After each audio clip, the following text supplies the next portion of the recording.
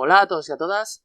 En este capítulo de hoy vamos a ver el determinante de una matriz y vamos a quitar de una vez por todas el misterio que rodea a esta cantidad llamada determinante.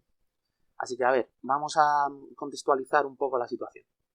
Con el determinante lo que ocurre es lo mismo que con otros cálculos con matrices, como pueden ser el producto de matrices o la fórmula para calcular la inversa o incluso teoremas como el de Rutschev-Frobenius, que cuando se ven en el bachillerato pues se introducen en nuestra vida académica mediante definiciones sin más. Entonces, claro, pues como se hace de esa manera, pues esas definiciones a nosotros pues en primera instancia nos pueden parecer un tanto arbitrarias, y eso generalmente pues nos deja un poco mal sabor de boca o insatisfecho, pero vamos a ver que en realidad pues todo tiene su razón de ser. Entonces, los determinantes, para situarnos un poco en contexto histórico, comienzan su historia como mínimo que se sepa 100 años, casi un siglo antes de que se empezara a dar forma al concepto de matriz. En la Wikipedia hay un texto muy interesante que ya habla de que en China tenían métodos para calcular los determinantes siglos antes de que se inventaran las matrices en Europa. Si queréis podéis ir a leerlo, está bastante entretenido. Y pues bueno, ya sabéis que las matrices comenzaron como una notación para facilitar la visualización de sistemas de ecuaciones lineales, aunque después se fue viendo que tenía más estructura. Y bueno, eso de todas formas es algo que vamos a ver a lo largo de este curso de álgebra. Por lo tanto, pese a que aquí en el título hago referencia a que el determinante va a ser una cantidad que se obtiene de hacer una operación a una cierta matriz, pues en realidad los determinantes cronológicamente fueron antes que las matrices. Por lo tanto, la pregunta es, ¿qué es un determinante? Pues el determinante es un número que va a darnos información sobre cuándo un sistema de ecuaciones lineales tiene solución. Más específicamente, es una combinación concreta de coeficientes del sistema que aparece de forma natural cuando lo resolvemos mediante operaciones entre filas por el método de la reducción o por el método de Gauss, que es lo mismo. Y en breve, pues vamos a ver que cumple que si es distinto de cero, pues el sistema va a tener solución. Entonces, vamos a imaginar que tenemos este sistema de ecuaciones de aquí, de 2×2, ¿vale? Dos ecuaciones con dos incógnitas. Vamos a durante este capítulo poner ejemplos de dimensión 2, porque ya el subir a una dimensión más y añadir una tercera incógnita, pues es... De hecho, tengo un archivo guardado que después vamos a ver, pero rápido de pasada, con cómo calcular un determinante de un sistema de 3 ecuaciones, 3 incógnitas, y ya vais a ver que aparecen unos carros de ecuaciones que eso es intratable. Entonces, pues vamos a dejarlo en ejemplos de 2×2. Bueno, pues como decía, el determinante va a ser un número que viene dado en función de las componentes de los coeficientes que van acompañando a las incógnitas de este sistema y que aparece de forma natural al resolverlo. Entonces lo que vamos a hacer pues es resolver este sistema haciendo operaciones entre filas y vamos a ver cómo va apareciendo solo este determinante. Entonces lo primero que vamos a hacer, vamos a multiplicar a la primera fila por B2, o sea B2 por la fila 1, y vamos a multiplicar a la fila 2 por B1, o sea B1 por la fila 2. Entonces vamos a tener A1 por B2 por X más B1 por B2 por Y igual a B2 por C1. Vale, y abajo pues tendremos A2 por B1 por X más B1 B2 por Y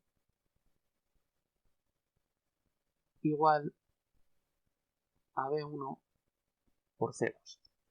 Vale, pues lo que vamos a hacer ahora es por reducción restarle la segunda fila a la primera, o sea, hacer la fila 1 menos la fila 2. Entonces restamos y este término de aquí, pues ya vemos que se nos va a cancelar Y en este otro, cuando restemos, como van a tener ambos factores la x, pues vamos a sacar factor común a la x y nos va a quedar a1 b2 menos a2 b1, todo esto por x, igual a b2 c1 menos b1 c2. Vale. Pues despejamos la x y nos queda esto de aquí. b2 c1 menos b1 c2 entre a1 b2 menos a2 b. Vale, pues ya tenemos la x. Pues nos vamos, por ejemplo, a la primera ecuación y sustituimos lo que vale la x. Entonces tendremos a1 por la x, que es todo este cacharro de aquí. Vamos a hacer un copy-paste.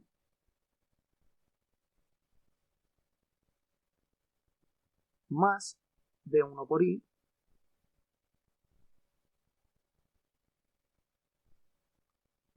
y todo esto igual a 0. Vale, pues vamos a multiplicar por el denominador este de aquí a toda la ecuación. Entonces, a1 al multiplicarle por el denominador este pues se cancelan y nos queda b2 c1 menos b1 c2 más b1 por lo que estaba aquí en el denominador, a1 b2 menos a2 b1, todo esto por y multiplicamos por lo mismo a c1 por a1 b2 menos a2 b1. Vale, pues vamos a multiplicar este primer paréntesis, a1 b2 c1 menos a1 b1 c2. Este otro paréntesis le vamos a dejar igual, ahora veréis por qué. Entonces hago el copy-paste y aquí va a quedar pues c1, vamos a dejarlo en orden, a1 b2 c1 menos a2 b1 c. Muy bien. Pues lo que primero observamos es que este término se cancela con este de aquí. Entonces nos va a quedar la ecuación de esta manera. Vamos a hacerlo paso a paso, aunque sea este primer ejemplo. Y en este paso siguiente, pues lo que nos damos cuenta es que todos los términos de esta ecuación están multiplicados por b1. Entonces dividimos ambos lados del igual entre b1, se cancela, y ya lo que nos queda pues es menos a1 c2 más a1 b2 menos a2 b1 por y igual a menos a2 c1. Pues ya podemos despejar la y tenemos que es a1 c2 menos a2 c1 entre a1 b2 menos a2 b. Vale, pues vamos a llevarnos aquí a un lado las soluciones y vamos a analizarlas un momentito. Pues de lo que primero nos damos cuenta es que ambas tienen el mismo denominador, ¿vale? Que viene dado pues con una combinación concreta de estos coeficientes del sistema, ¿vale? De A1, B1, A2 y B2. Por lo tanto, lo que primero nos damos cuenta es que en el momento en el que esta combinación sea 0, pues como no podemos dividir entre 0, pues implicará que tanto la x como la y, o sea, las incógnitas de nuestro sistema, pues no van a existir. Por lo tanto, esta combinación A1, B2 menos A2, B1 tiene que ser distinto de 0 para que existan las soluciones del sistema. O sea, para que existan tanto la x como la y. Muy bien, pues es a esta combinación de coeficientes del sistema que determina si este tiene solución o no, pues es lo que se le llama determinante. Y de hecho, para los que ya sepan calcularlo, lo que imagino que estaréis viendo es que, tal y como he puesto estas dos soluciones aquí, esto no es más que un sistema de Cramer, ¿vale? Donde la primera incógnita pues se encuentra dividiendo el determinante de la matriz donde hemos sustituido la primera columna, o sea, lo que sería aquí en este sistema, esta columna de aquí, por la columna de los términos independientes dividido entre el determinante del sistema. Y con la segunda incógnita, pues lo que sustituimos es la segunda columna de la matriz del sistema por la columna de los términos independientes e igual dividido entre el determinante del sistema. Esto lo comento a modo de anécdota, ¿vale? Porque no quiero que, o sea, de momento quiero que os olvidéis de que el determinante es lo que os han explicado en el instituto, de poner dos barras a estos coeficientes y multiplicar esta diagonal y restarle la antidiagonal también multiplicada. Eso simplemente es una notación que sirve visualmente para memorizar los cálculos, pero no es el determinante, ¿vale? El determinante es lo que os digo, ya habéis visto, es esta combinación en concreto de elementos del sistema que aparece de forma natural cuando lo resolvemos, ¿vale? Bueno, pues ahora que he puesto el ejemplo 2×2, vamos a pasar a un archivo que tengo en otra página cargado, donde hago exactamente lo mismo, pero con un sistema de 3 ecuaciones y 3 incógnitas, y ya vais a ver cómo es una locura. Vale, pues aquí lo tenemos, lo tengo ya escrito, y lo que voy a hacer para no entretenerme es ir bajando la página e iros diciendo qué es lo que tengo por aquí. Bueno, pues como veis, aquí tenemos un sistema de 3 ecuaciones con 3 incógnitas, y lo que hemos hecho en este paso pues es a la fila késima, para hacer ceros en estas posiciones de aquí, ¿vale? Y quitarnos la x, o sea, esto no es más que operar mediante una reducción por Gauss para lograr deshacernos de estos términos, poder igualar en la última ecuación la última incógnita y luego ir por el método de sustitución obteniendo las demás. Entonces lo que hacemos pues es, por ejemplo, lo que hemos hecho aquí para hacer un 0 en la fila 2, pues es la fila 2', que lo de prima quiere decir pues cómo va a ser la fila 2 en el siguiente paso, pues será multiplicar A2 por la fila 1 menos A1 por la fila 2. Entonces, luego restándolo, pues logramos hacer un 0 aquí, y ya pues el resto de la fila se queda con los coeficientes pues en la forma que queden mediante la operación que hemos hecho. Y lo mismo en la última fila. Vale, pues una vez llegamos aquí, lo que ya nos empezamos a dar cuenta es que si empezamos a hacer más operaciones, pues esto van a aparecer unos carros impresionantes.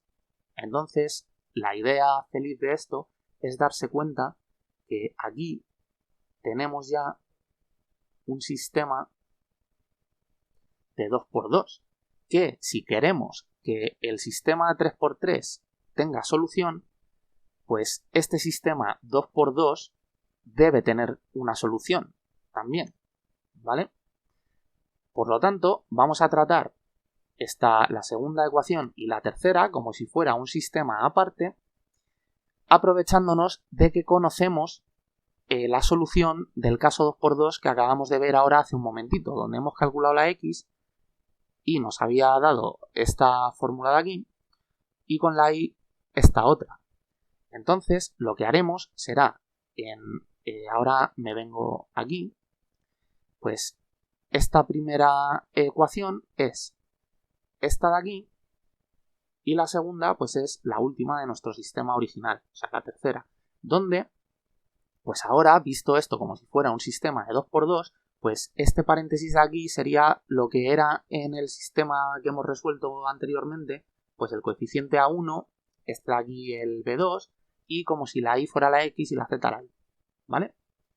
Entonces, sustituyendo en la x y en la y, que ahora serán la y y la z, en cada coeficiente, pues su expresión de ahora, pues nos va a ir dando estos carros de ecuaciones de aquí. Pues en concreto para la y nos da este. Entonces, multiplicando los paréntesis y tal, pues luego se van cancelando unas ciertas cosas y al final nos lleva a esta solución de aquí y con la z pues lo mismo. Nos queda esto, vamos multiplicando los paréntesis y tal y obtenemos otra solución. Por lo tanto, de esta manera hemos logrado encontrar sin sufrir en exceso, aunque un poco sí, pues lo que vale la y y lo que vale la z. Vale, pues una vez tenemos la y y la z, lo que nos vamos es a la primera ecuación y la sustituimos. Entonces, claro, nos queda aquí unos denominadores que lo que hacemos pues es multiplicar a toda la ecuación por este denominador, en las dos es el mismo, porque si os dais cuenta, el denominador que tiene la z es el mismo que el que tiene la y, y de hecho va a ser el determinante del sistema, ¿vale? Haciendo un poco de spoiler. Bueno, pues se multiplica toda la ecuación por ese denominador y pues ya estáis viendo aquí abajo, a ver, voy a bajarlo un poco más, ya estáis viendo aquí abajo el carro de ecuación que queda, ¿vale? Que pues esto es impresionante. O sea, así que ya veis por qué estoy cogiendo el ejemplo 2×2, porque es además súper fácil equivocarse haciéndolo así con letras. Y bueno, lo único bueno que tiene esto es que luego se cancelan un montón de términos y tal igual y nos queda, pues para la x, una expresión parecida a la de la y y la z, o sea, nos queda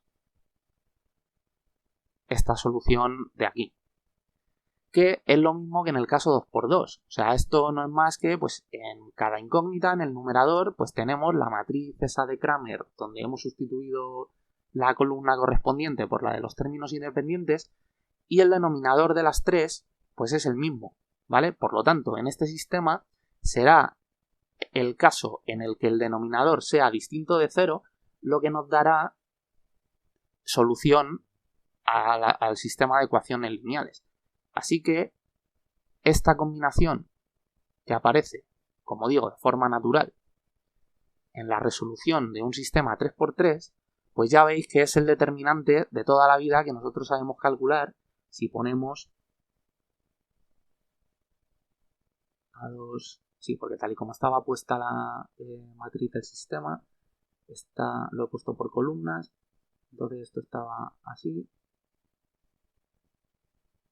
C1, C2 y C3. Vale.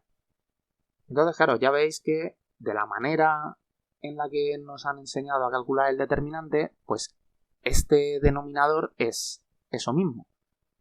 Multiplicamos esto, que es este término de aquí, luego multiplicamos este otro, que es este segundo, luego multiplicamos este otro de aquí, que es este, y luego restando, pues este de aquí, que en concreto pues es este último término, luego este de aquí, que es este, y luego este de aquí, que es este, ¿vale? Así que ya veis que este algoritmo o esta manera de proceder a la hora de calcular el determinante, pues no es más que un truco que funciona, pero que el determinante es lo que os acabo de explicar, ¿vale? Bueno, pues volvemos aquí a la página que teníamos.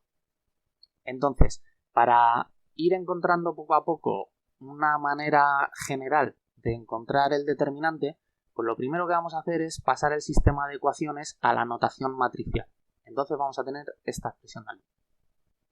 Entonces, si a esta expresión, pues nosotros a esta primera matriz la llamamos la matriz del sistema o la matriz de coeficientes del sistema y decimos que es pues, la matriz A, pues entonces definiremos hacer el determinante o calcular el determinante de este sistema mediante una operación sobre la matriz de coeficientes del mismo, o sea, de la matriz A. Y lo expresaremos de esta forma de aquí. Como que el determinante de la matriz A, podremos ponerlo todo, estas dos primeras igualdades son simplemente notación, ¿vale? Podemos poner el determinante de A, el determinante de la matriz así, o las dos barras con los coeficientes de la matriz A, y calcular ese determinante de esta matriz, pues es igual a esta combinación de coeficientes del sistema. Vale.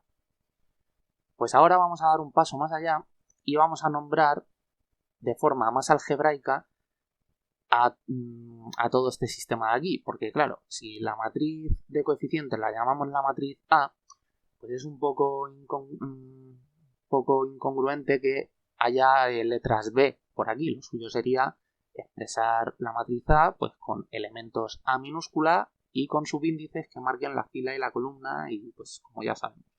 Por lo tanto, vamos a poner esa notación. Muy bien, pues así queda.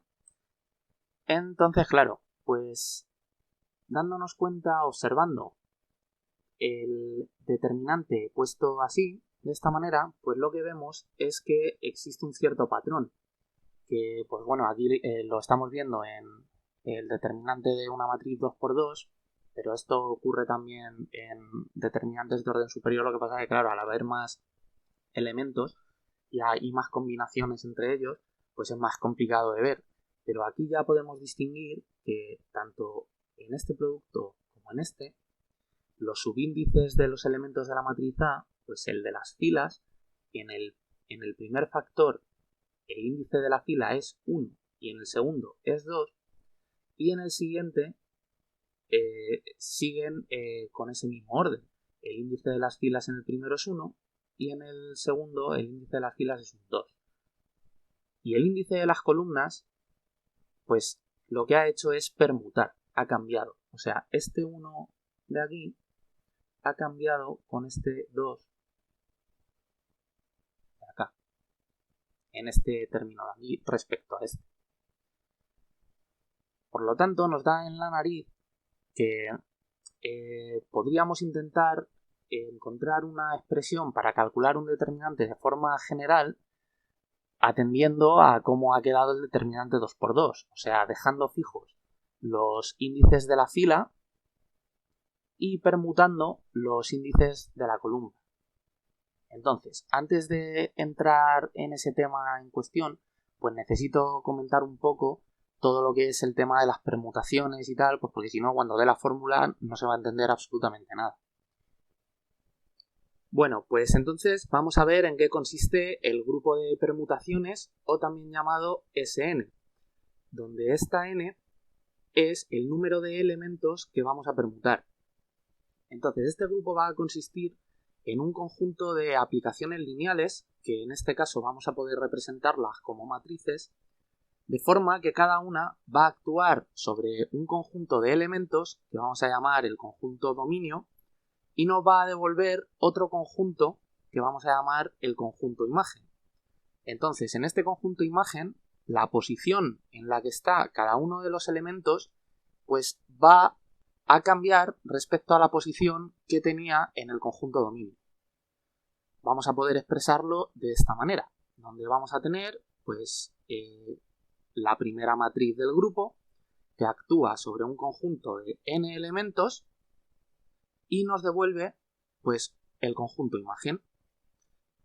Entonces lo que tenemos aquí abajo en azul pues simplemente es que el elemento de la posición késima, que en este caso pues el conjunto dominio el número que hay en cada posición pues coinciden. O sea, coinciden el número con su posición. El 1 está en la posición 1, el 2 está en la posición 2. Esto podría definirse a priori de otra manera, pero voy a ponerlo así pues porque ya veréis luego, porque en concreto los números que vamos a permutar pues van a estar colocados en un inicio en orden de menor a mayor, empezando por el 1 y acabando en n. Entonces el elemento que está en la posición késima, que coincidirá esta posición con el número, pues cuando la matriz que sea de todas estas actúe sobre él, pues nos dará la imagen de la posición késima. Que lo único que quiere decir esto es pues que el número que había, voy a coger otro color, el número que había, pues por ejemplo, en la posición 2, que en este caso era un 2, pues después de que actúe la matriz sobre el conjunto, pues va a dar la imagen de la posición 2, que será otro número distinto al que teníamos aquí, distinto o el mismo, ¿vale? Porque ahora vamos a comentar que de hecho, pues la primera matriz de este grupo de permutaciones, pues va a ser la matriz identidad, que es la que no permuta nada, ¿vale? Eso ocurre en todos los grupos. Por ejemplo, en el grupo de rotaciones tenemos la matriz que rota 0 grados, un conjunto de vectores, y esa matriz pues tiene que ser la identidad, ¿vale? Pues aquí va a ocurrir exactamente lo mismo. Y esta manera de poner la imagen de la posición késima pues simplemente es la función permutación sobre la posición k, la que sea, una de estas, ¿vale? Esto es como una manera más analítica de expresar la matriz, que es como cuando ponemos pues f de x, ¿vale? Una función actuando sobre un elemento de un dominio, pues esto es igual, es la función permutación que actúa sobre la posición késima del conjunto dominio. Entonces, pues acabo de decir que una de estas matrices, en concreto, pues vamos a definirla siempre como la primera del conjunto, pues va a ser la identidad, y el resto de matrices pues nos devolverán otros conjuntos imágenes en el cual los números que hay en cada posición pues han bailoteado entre sí. Y la pregunta que podemos hacernos es ¿cuántas matrices va a tener cada conjunto Sn? Pues ya lo estaréis viendo por aquí. La respuesta a esa pregunta es n factorial. Van a existir n factorial matrices que nos van a dar pues n factorial posibles combinaciones distintas del conjunto dominio. Esto se ve muy fácil con este ejemplo de aquí. Vamos a ver cuántas matrices P sub k, que ya os acabo de decir que este k va a ser el factorial de este número, ¿vale? Del número de elementos que vamos a permutar, pues vamos a ver cuántas matrices pertenecientes al grupo de permutaciones S3, donde el conjunto dominio pues es este, el 1 en la posición 1, el 2 en la posición 2 y el 3 en la posición 3, que nos devuelven ciertos conjuntos imágenes distintos entre cada uno de ellos.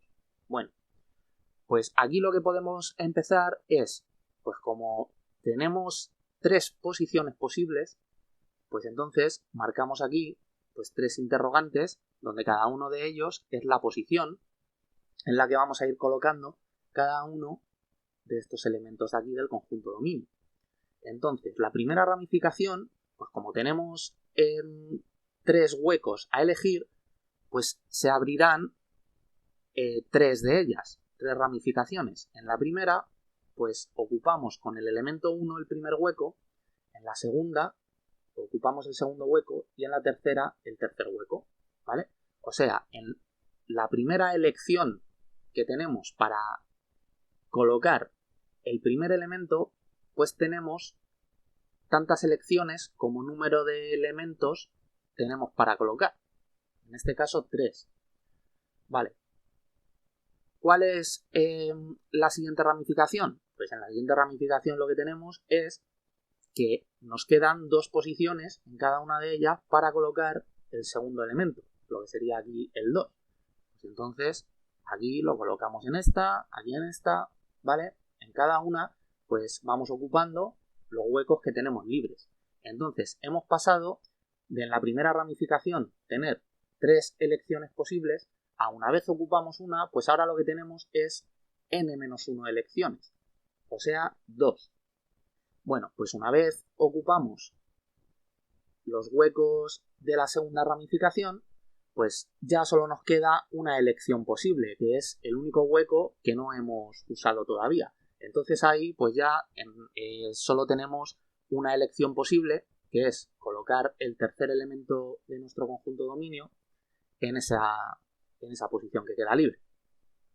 Entonces lo que obtenemos son 1, 2, 3, 4, 5 y 6 posibles combinaciones distintas de un conjunto de 3 elementos, donde esta primera veis que es exactamente la misma ordenación que teníamos en el conjunto dominio, o sea que corresponde a la primera matriz que nosotros hemos dicho que va a ser la que no hace nada, que tiene que ser, pues, está claro, la identidad.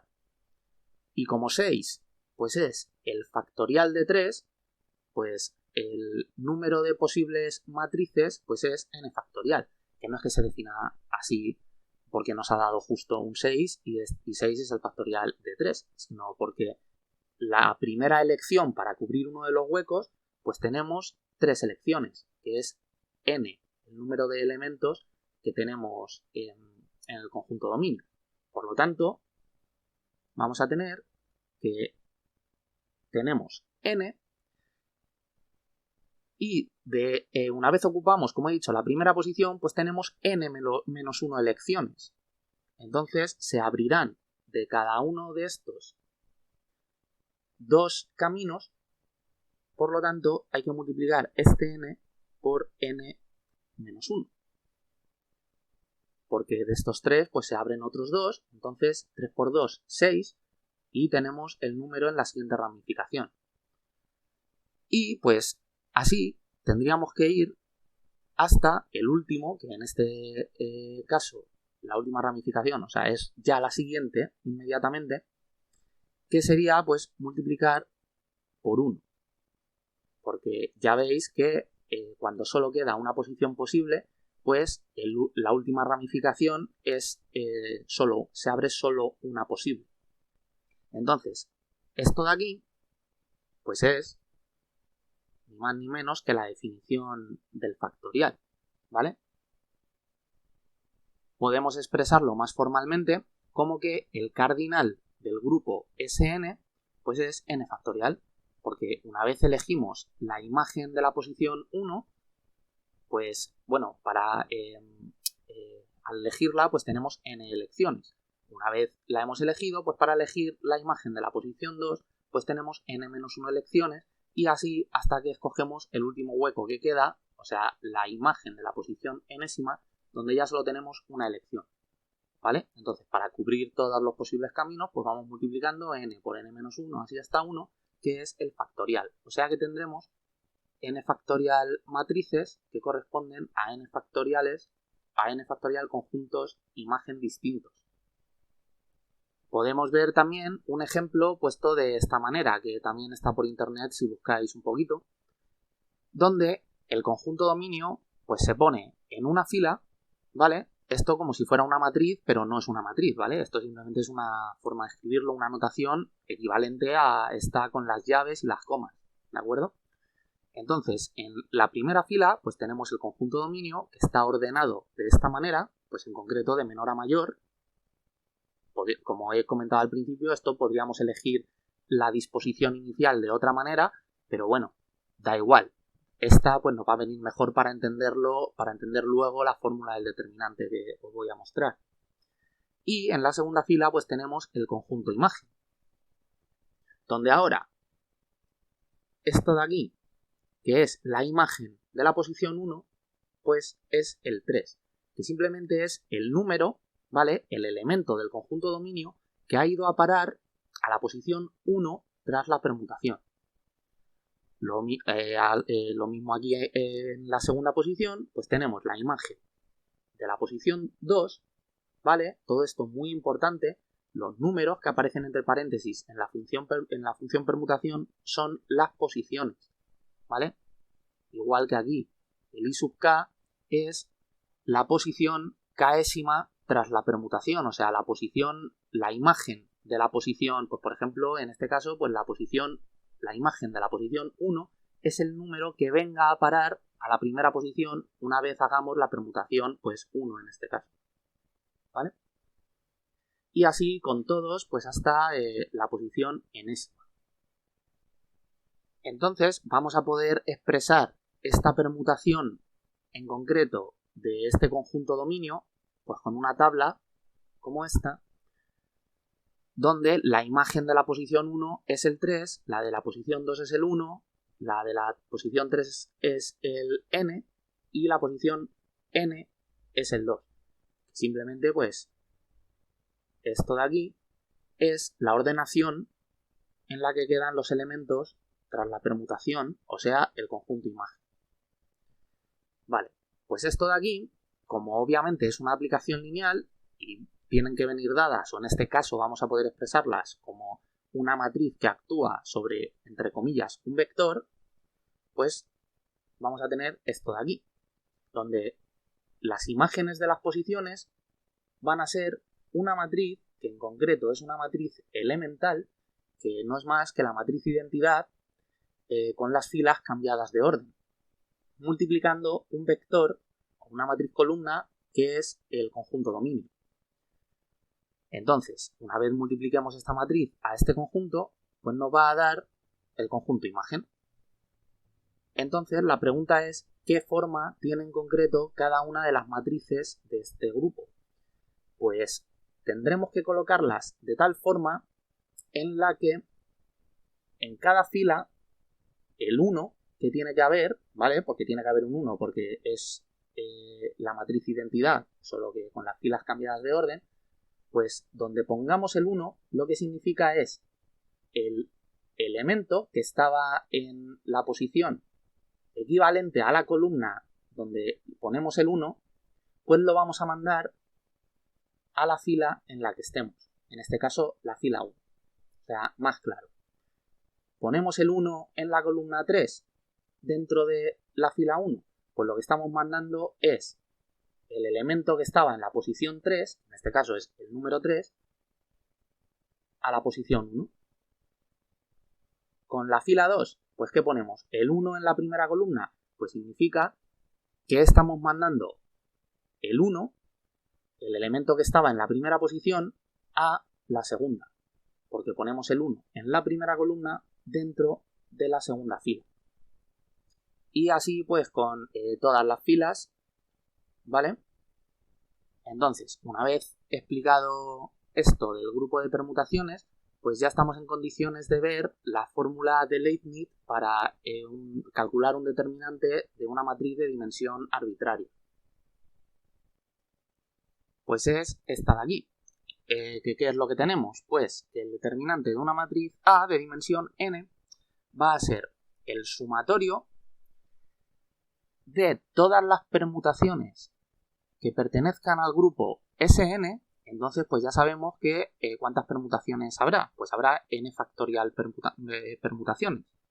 Por lo tanto irán de este sumatorio desde la permutación que no hace nada, desde la identidad, hasta la n factorial. De la función signo de la permutación por el productorio de un elemento de la matriz donde dejamos fija el índice correspondiente a las filas y aplicamos la función permutación sobre el índice de las columnas. Entonces, bueno, vamos paso por paso. ¿Qué es esto de la función signo de la permutación? Bueno, pues la función signo se define de esta manera.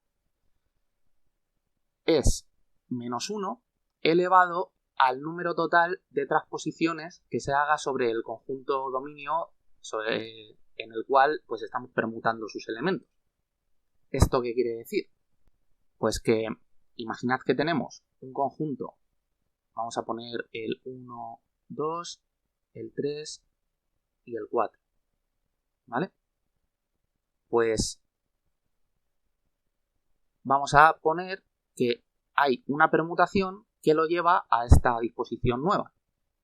Entonces, ¿cuántas transposiciones, que es esta T, hemos tenido que hacer al conjunto dominio para que el conjunto imagen acabe de esta manera en concreto?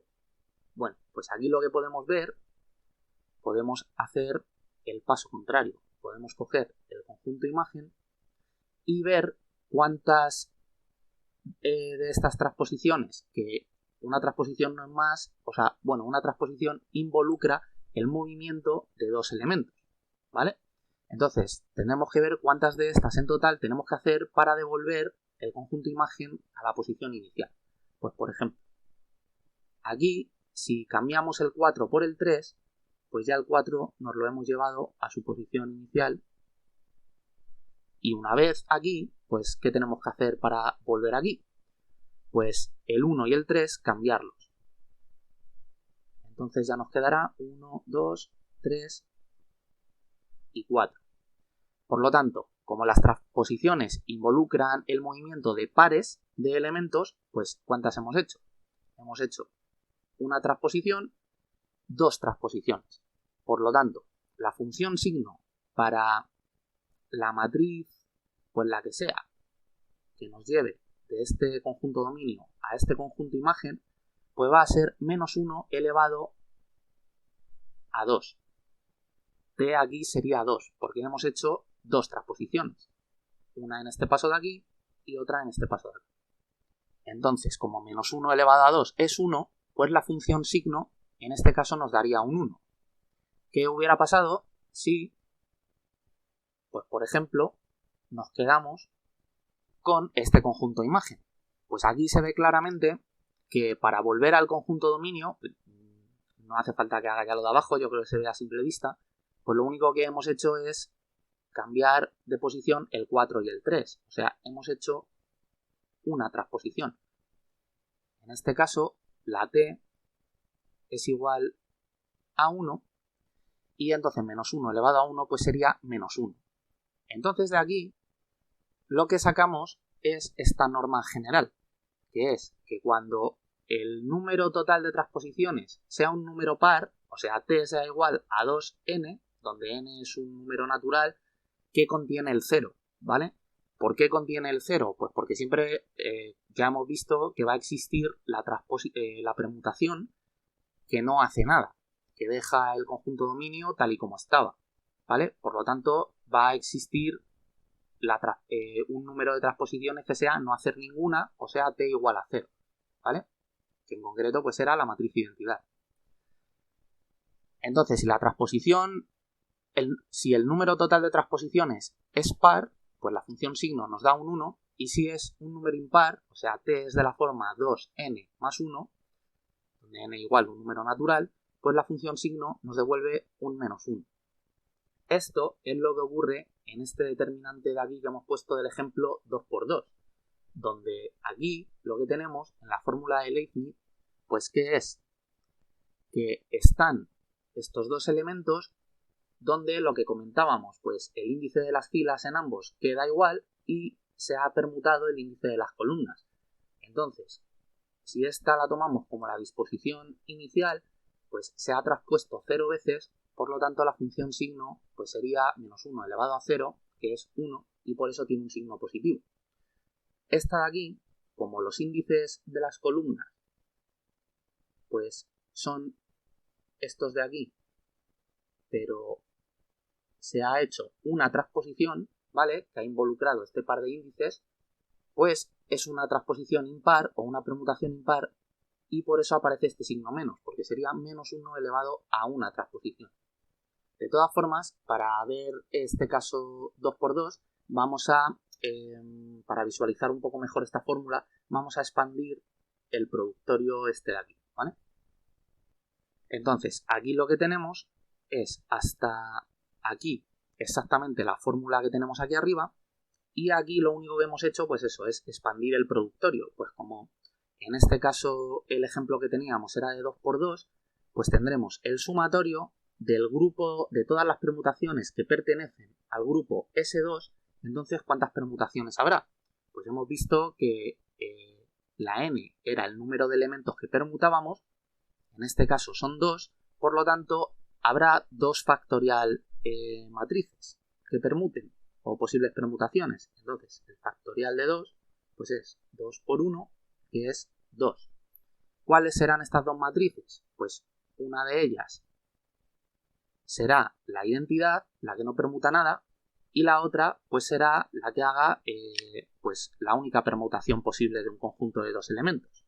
Será la matriz que teniendo el 1 y el 2 pues nos devuelva el 2 y el 1. ¿Vale? Entonces, esto es lo que tenemos aquí en este productorio. La función permutación aplicada sobre el índice de las columnas en cada elemento, donde la primera pues nos lo deja en su posición y la segunda pues nos ha cambiado este 1 y este 2 de posición a 2 y 1 aquí en este, y con el signo cambiado, correspondiente a que pues esta de aquí es una permutación impar. Vale, pues una vez visto esto, lo que vamos es a introducir la que yo llamo la notación para físicos o la fórmula del determinante para físicos y para físicas, que es un poquito menos abstracta que esta fórmula de Leibniz, que bueno, que en realidad pues ya habéis visto que una vez conociéndolo el tema de las permutaciones, pues pasa como con todo. O sea, pues esto es como cuando se ve chino sin saber nada de ese idioma y pues claro, alucinas. Pero bueno, pues poquito a poco aprendiendo lo que significa cada cosa, pues todo se entiende. Bueno, pues esta notación nueva lo que tendremos es el determinante de la matriz A puesto como un sumatorio igual de las permutaciones pertenecientes al grupo Sn, que repito, la n indica el conjunto de elementos que vamos a permutar y en este caso coincide, o sea, no en este, sino en la fórmula del determinante, coincide con la dimensión de la matriz. Todo esto no es una imposición arbitraria, sino que se observa pues de cómo quedan los determinantes de cada uno de sistemas de ecuaciones lineales de orden el que sea. Pues el de 2 por 2 queda de esta manera y el de 3 por 3 pues ya hemos visto cómo queda. O sea, esto al final, esta fórmula de aquí, yo al menos, yo no conozco si hay una manera de deducirla. Lo que sí veo claro es que por inducción, viendo cómo quedan los determinantes, el de dimensión 2, el de dimensión 3, pues podemos llegar a ella reconociendo ciertos patrones, que es el de la permutación de los índices de las columnas, el cambio de signo y tal, pues todo lo que acabamos de ver. Entonces, esta notación, pues lo único que hace es, contando o presuponiendo que no vamos a tener una matriz de dimensión muy grande, obviar el productorio y ponerlo directamente expandido y cambiar la función signo por lo que se conoce como el tensor de Levi-Civita o el pseudotensor, que no es más que pues exactamente la función signo, o sea, no tiene otra definición. Es un objeto matemático que tiene ciertos subíndices, en concreto tantos índices como dimensión tenga la matriz, y según estén ordenados estos índices, pues nos dará o 1 o menos 1, ¿vale? Exactamente igual que lo que explicábamos aquí de, pues si están en una ordenación par o impar, pues lo que hemos visto.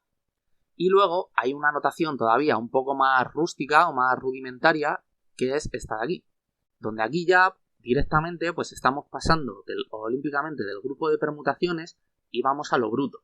Definimos un sumatorio con el tensor de Levi-Civita, que tendrá tantos índices como dimensión tenga la matriz, ¿vale? O sea, aquí hay n índices de el producto de tantos elementos de la matriz como dimensión tenga esta, donde igual el índice de las filas queda fijo y ponemos el subíndice sobre el que vamos a sumar en las columnas. Entonces, ¿por qué digo que aquí pasa esto de olímpicamente del grupo de permutaciones? Pues porque al estar definido de esta manera, pues va a ocurrir algo que no ocurría en este grupo, que es que nos vamos a encontrar el caso en el que este tensor de aquí, que nos va a dar el signo, tenga dos índices o más repetidos. Eso Si os dais cuenta, pues con el grupo de permutaciones no pasaba, porque recordad, imaginad, si tenemos el conjunto 1, 2, pues cuando permutemos esto, pues estarán las dos matrices posibles, porque el número de matrices es 2 factorial, o sea 2, pues tendremos la matriz 1, que nos dejará este conjunto exactamente igual, y la matriz 2, que este conjunto pues nos lo lleva a este. Lo que aquí no nos encontramos es el caso en el que una vez permutemos tengamos esto. Pues por ejemplo, una matriz késima que tengamos el 1 y el 2 y nos lo lleve al 1, 1. Esto no existe, ¿vale? No existe pues porque por la definición de permutación esto es imposible. La permutación pues tenemos que con los elementos del dominio que tenemos bailarlos de posición, irlos cambiando, ¿vale? Y lo que no podemos es quitar un elemento y ponerlo repetido, ¿vale? Esto de aquí, como digo, no existe. Pero aquí, como lo que tenemos es un sumatorio de todos estos índices, que serán n índices y van desde 1 hasta n, pues por ejemplo, en un caso, pues yo que sé, en un caso 3×3, pues tendremos todos estos elementos de este tensor, o sea, todos estos de aquí. Pues desde el epsilon 1, 1, 1 hasta el 1, 1, 2, 1, 1, 3 y así hasta que cubramos pues todos los índices, que por ser un caso 3×3 pues son 3 índices que irán hasta 3, ¿vale?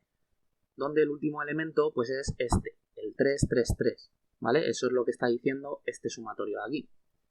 Entonces, ¿cuántos elementos habrá aquí de este tensor? Pues tendremos 3 elevado a 3 igual a 27 elementos. Entonces, como esto entra en contradicción con la manera en que lo habíamos definido, ¿vale? Tenemos que tener n factorial elementos y estos tienen que bailar entre -1 y 1 con la definición esta de las transposiciones, pues aquí lo que se hace es a los elementos que tengan 2 o más índices repetidos, pues se les define como 0. Entonces, haciendo eso, nos garantizamos que en este sumatorio, pese a que existan todos estos términos del sumatorio, pues solo sobreviven los que en realidad son permutaciones de un conjunto inicial. Y ese conjunto inicial va a ser, pues en el que, en el caso de el dimensión 3, pues a ver si lo tengo por aquí, sí, va a ser este epsilon de aquí, el epsilon 1, 2, 3, que es en orden de menor a mayor el primer elemento de este tensor que es distinto de 0. Porque si lo hemos definido 0, todos aquellos que tienen índices repetidos, pues daos cuenta que este repite índices, este también, este también, este también, este también, y justo este es el primero que no repite índice. Entonces, a este de aquí, por ser la primera combinación posible, pues se le define como el conjunto dominio inicial, o sea, el de transposición 0. Por lo tanto, este epsilon 1, 2, 3 sería un 1 y a partir de este conjunto ordenado en 1, 2, 3, pues las posibles permutaciones de estos 3 elementos pues nos irían dando los -1 o los +1. Aquí he dibujado pues una representación pictórica de cómo podéis imaginaros el tensor de Levi-Civita en un caso 3×3, que corresponde como a una especie de matriz tridimensional, ¿vale? Una especie como de cubo de Rubik, donde cada cubito pequeño, cada ladrillo de este objeto, pues corresponde a un elemento del tensor. En concreto, este que he sombreado en color blanco, pues sería el elemento 331, porque pintando los índices del tensor como si fueran ejes de coordenadas, pues vemos que este ladrillito de la esquina está en la tercera posición en el eje Y, en la tercera posición en el eje J y en el eje K está en el primer piso. Entonces podemos introducir una definición del tensor de Levi-Civita pues parecida a lo del tema de las permutaciones con la función signo. Pues lo definimos como 0 si 2 o más índices son iguales, 1 si la ordenación de los subíndices es una permutación par, o transposición par, y -1 si la ordenación de los subíndices pues es una permutación impar. Y, en concreto, pues el tensor tendrá elementos totales n elevado a n, por lo del tema de que aquí en el sumatorio pues hay n índices que van de 1 hasta n, ¿vale? Elementos distintos de 0 será igual a n factorial, y elementos independientes tendremos 1, que es, pues en concreto, el primer elemento del tensor distinto de 0, que es el que tiene todos los subíndices ordenados de menor a mayor. Pues en el caso 3×3 habíamos visto el epsilon 1, 2, 3. Si tuviera 4 dimensiones, pues el epsilon 1, 2, 3, 4 sería el primer elemento del tensor distinto de 0. Y como el resto de elementos se definen a través de permutaciones de esa ordenación inicial, pues por eso tenemos solo un elemento independiente. Vale, pues otra pregunta que nos podemos hacer es si esto del tensor de Levi-Civita no nos queda más remedio que definirlo de esta manera, o hay una expresión más analítica que nos dé lo que vale este tensor. Pues sí que existe esa expresión analítica, lo que pasa que a la hora de la verdad pues es poco funcional, porque a menos que estemos hablando de un tensor de Levi-Civita que tenga 2000 índices y no nos quede más remedio que meter una fórmula en un ordenador, pues generalmente suele verse a simple vista si esa permutación de índices es par o impar, ¿vale? Como mucho a lo mejor pues tenemos que escribir 2 cálculos en un papel y ya. En concreto, pues la fórmula es esta de aquí, que a ver dónde la pongo para que me quede un poco de sitio. Voy a borrar, yo creo, el ejemplo este de aquí 2×2. Un momentito. Subimos esto de aquí. Y esta es la fórmula, ¿vale? Es un productorio de las imágenes de las posiciones del grupo de permutación y tal, ¿vale? Entonces, esta fórmula de aquí, pues nos da 0 en el caso de que se repita algún índice, 1 si la permutación es par y -1 si la permutación es impar. Lo que pasa es que, claro, como es un productorio donde uno de los índices que intervienen en él tiene que ser mayor que el otro, pues esto nos sale un carro en el momento en el que ya con dimensión 4, por ejemplo, queramos calcular un elemento del tensor, que no nos sale rentable hacer todas estas operaciones cuando a simple vista pues lo podemos hacer igual de rápido o más. Aún así, vamos a poner un ejemplo de, pues yo que sé, algún epsilon, voy a ponerlo por aquí arriba, el epsilon 1, 1, 2, ¿vale? Entonces, por tener un par de índices repetidos, debería dar 0. Vamos a usar esta fórmula de aquí. Entonces, el productorio, pues como tiene 3 posiciones, pues esto tiene que ser la imagen de la tercera posición menos la imagen de la segunda entre 3 menos 2 por la imagen de la tercera posición menos la imagen de la primera entre 3 menos 1 y la imagen de la segunda posición menos la imagen de la primera entre 2 menos 1. Entonces aquí pues vemos que el primer índice siempre es mayor que el segundo, que es lo que nos dice aquí este sumatorio. Entonces, a ver cómo queda esto. Pues la imagen de la posición 3, ¿cuál es? Pues en la posición 3 hay un 2. Por lo tanto, 2 menos, y la imagen de la posición 2 es un 1. Entre 3 menos 2. Este es el primer producto. El segundo, ¿cuál es? La imagen de la posición 3, esto es un 2, menos la imagen de la posición 1. O sea, 1. 2 menos 1 entre 3 menos 1. Y luego en el último pues tenemos la imagen de la posición 2, que es un 1, menos la imagen de la posición 1, que es otro 1, y 2 menos 1. Entonces aquí lo que ya vemos es, no hace falta que hagamos estos cálculos de aquí, porque aquí tenemos 1 menos 1, que es 0, se va a anular esto y va a anular a todo, y vamos a tener un 0, ¿vale? Vamos a ver ahora el caso en el que tenemos el epsilon 1, 3, 2, que pues hemos permutado una vez la posición, o sea, el índice 2 con el 3, por lo tanto sabemos que esto nos tiene que dar -1. Entonces, aquí lo que vamos a tener es la imagen 3 de la posición 3 menos la imagen de la posición 2 entre 3 menos 2 por la imagen de la posición 3 menos la imagen de la posición 1 entre 3 menos 1 por la imagen de la posición 2 menos la imagen de la posición 1 entre 2 menos 1.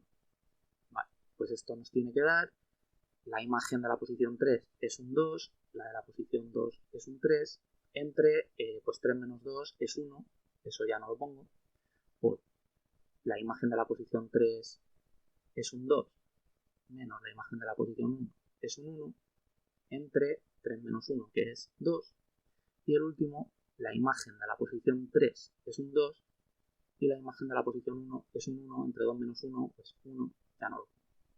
Entonces aquí tenemos 2 menos 3 menos 1. 2 menos 1 es 1, entre 2, 1 medio. Y 3 menos 1 pues es 2. Entonces este 2 se cancela con este 2 y nos queda menos 1, que es lo que nos tenía que dar.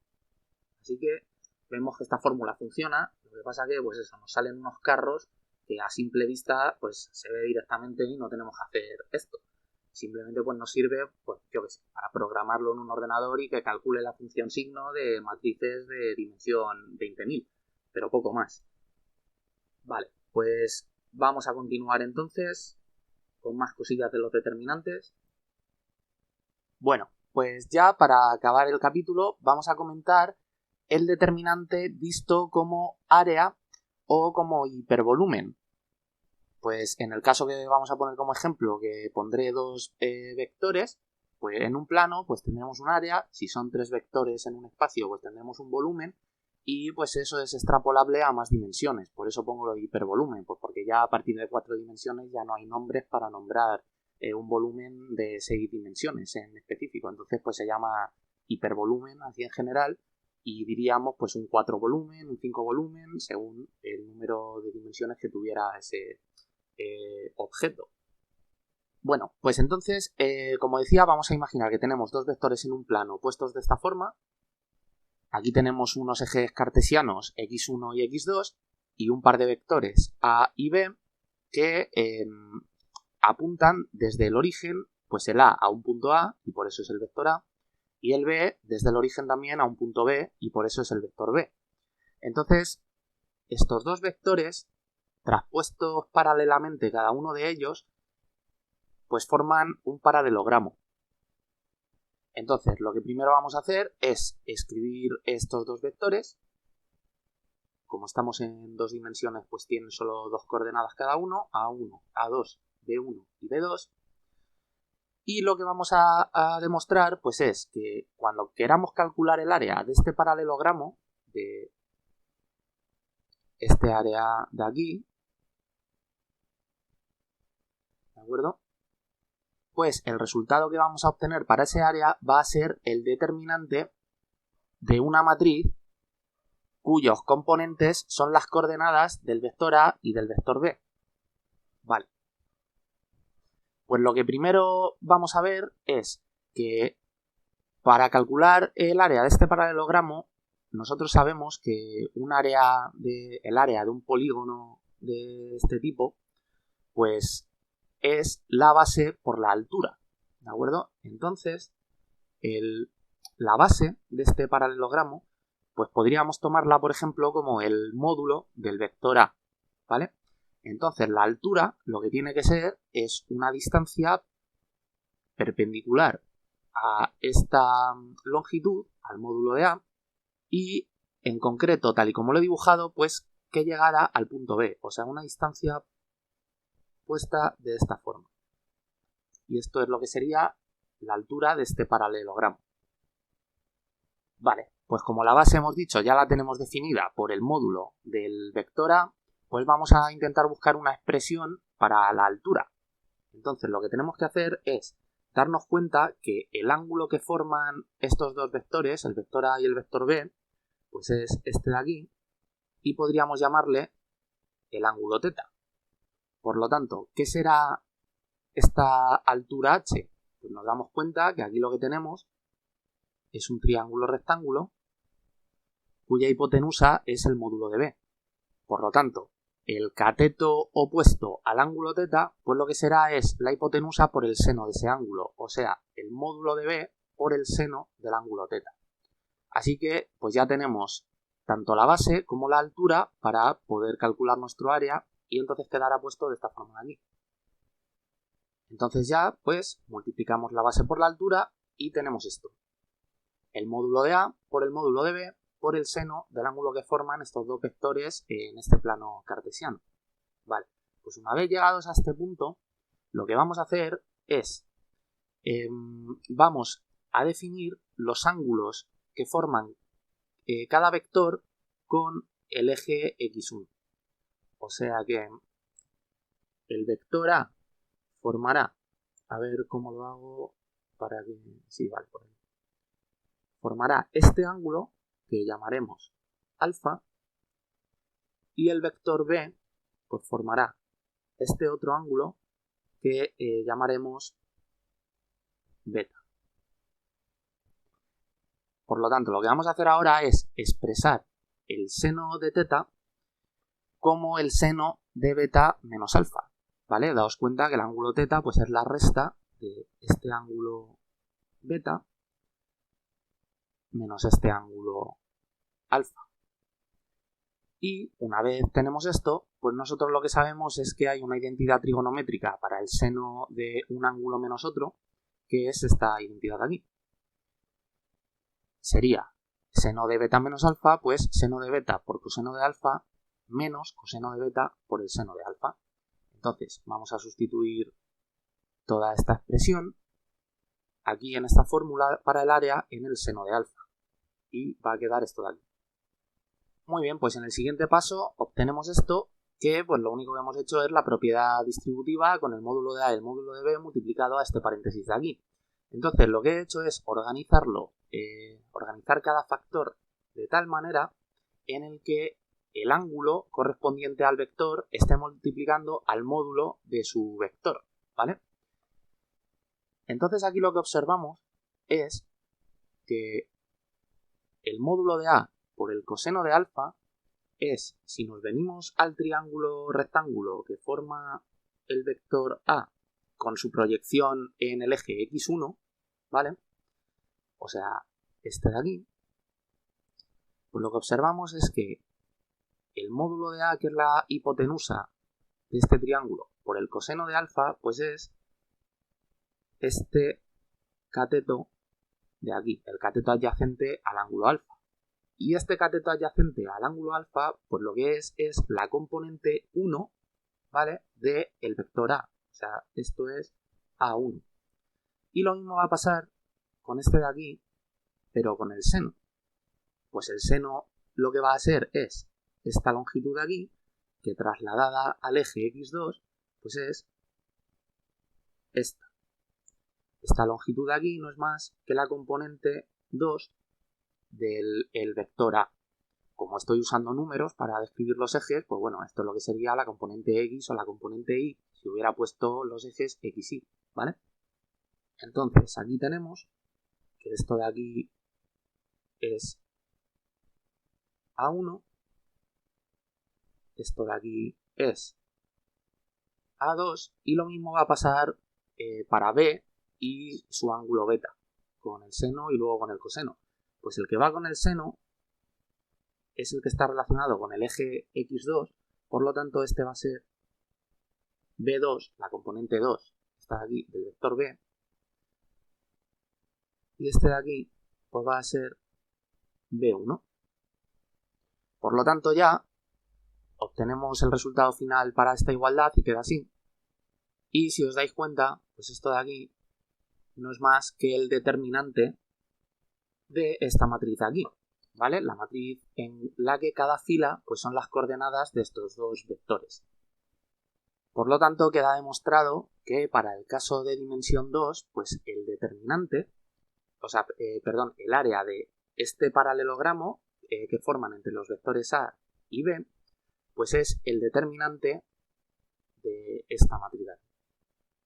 Esto podríamos extrapolarlo también a un caso de dimensión 3, ¿de acuerdo? Lo que pasa que no lo voy a hacer en este vídeo porque ya tengo ese cálculo hecho en un capítulo de la lista de reproducción de matemáticas.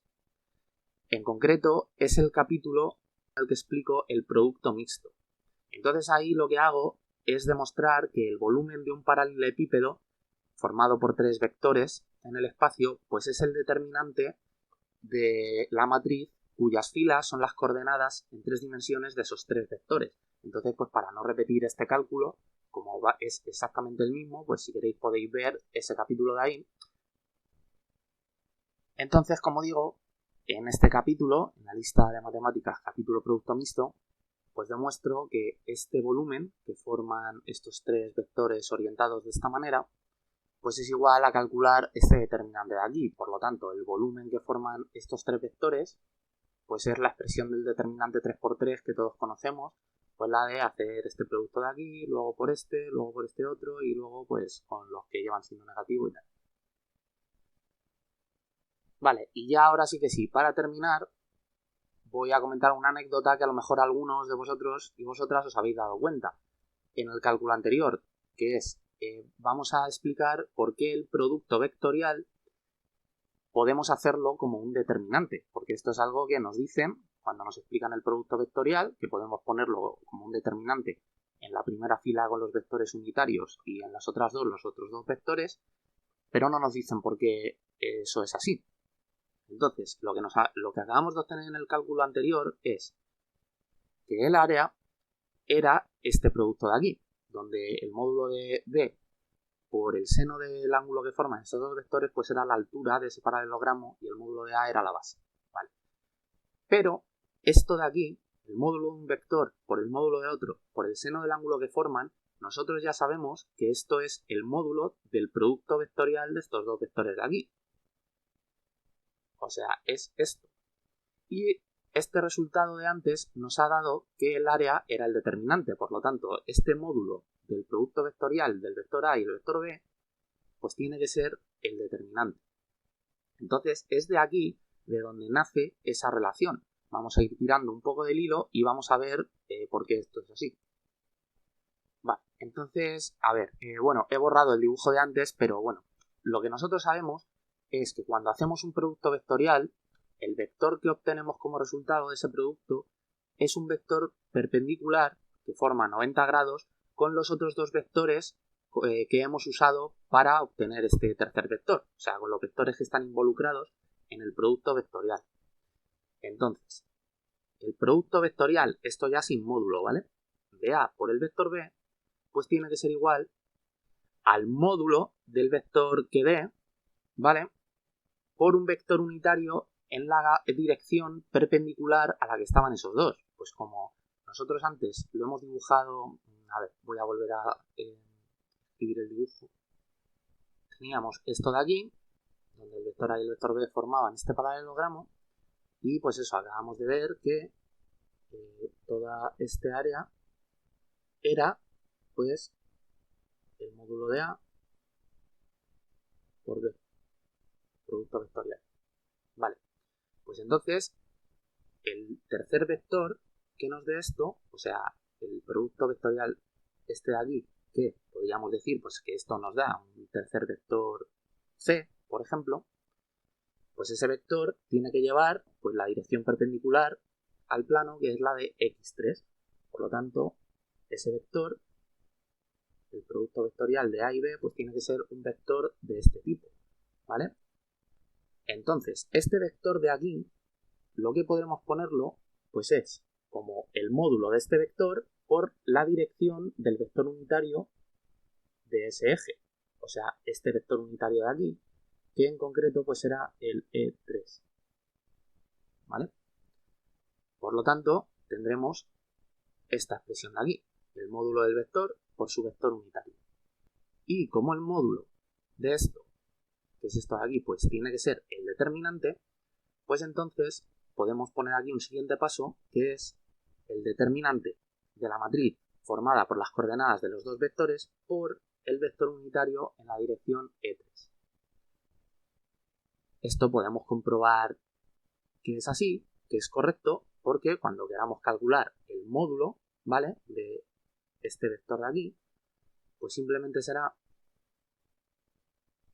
que el módulo de esto pues tiene que ser la raíz cuadrada del producto escalar de este vector por sí mismo, o sea, y como cada paréntesis de estos pues es el determinante por el vector unitario E3, pues al multiplicarlo escalarmente por sí mismo, pues da esto. El determinante, o lo que sería el módulo de este vector al cuadrado, y luego el producto escalar del vector E3 por sí mismo. Y como nosotros ya sabemos que por ser unitario este producto escalar es igual a 1, pues lo que tendríamos es la raíz cuadrada de esto elevado al cuadrado, se cancelaría la raíz con el cuadrado y nos daría el determinante. O sea que el módulo de este producto vectorial es el determinante, que es el cálculo de antes, y por lo tanto, pues de momento todo esto es correcto. Muy bien, pues vamos a dar el siguiente paso, que es este siguiente. Como en el caso anterior estábamos en un plano, pues tanto el vector A como el vector B pues solo tenían coordenadas 1 y 2. Pero ahora, al introducir el producto vectorial, pues como tiene que dar como resultado un tercer vector perpendicular, pues tenemos que añadir una tercera coordenada. Lo único que, pues esa tercera coordenada, 2, va a ser 0. Y el vector B, pues igual, tendrá las mismas coordenadas de antes, B1, B2, y en la tercera, 0, pues porque también pertenece a este plano de aquí. Vale, pues ¿qué es lo que ocurre?